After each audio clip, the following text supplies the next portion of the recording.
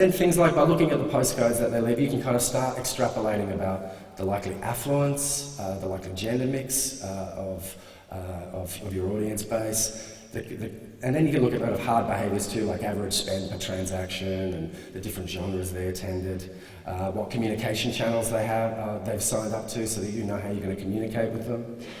Their price type specifications is a good one, like are they buying family tickets or are they buying student tickets?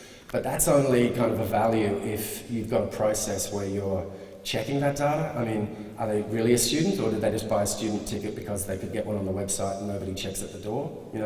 Just kind of challenge that stuff.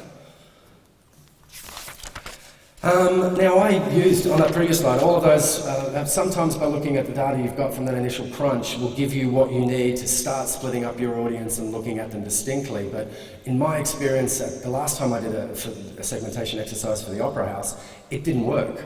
We didn't get enough usable difference from that data. It was to actually break it into discrete groups. So I had to kind of think about, well, what else was I going to do to try and test these kind of inherent feelings that we had, that there were different customers coming with very different needs and wanting very different experiences.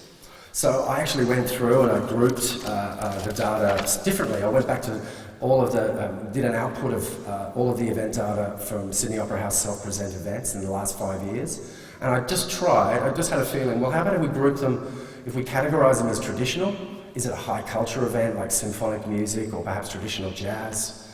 Is it a contemporary event? Was it somebody like Goldfrapp or a heritage rock act like Patti Smith or something like that? And then lastly, special events. Do we think the audience is coming because they're having a big night out, it's a special occasion, or are they just coming because there's a particular artist of ethnic origin perhaps who doesn't normally play in the city? So for instance, there was a chap named Goran Bregovic who at the Opera House I thought there's no point in us sending multiple marketing communications and developing a world music segment if we're not actually going to align programming with that. So I just wanted to separate it out a little. And what was the process? I mean, I literally sat with a member of the artistic team and kind of argued about how to categorise it. Didn't take long. And then when we did crunch the data and overlaid it across a map of Sydney, I was able to see that there were really distinct patterns of geographical location for those three clusters. And that started to make us feel that geography and genre were providing opportunities to really help build the segmentation in a way that the transactional data didn't on its own. I guess I must stress that I was only doing Sydney Opera House events data around this stuff.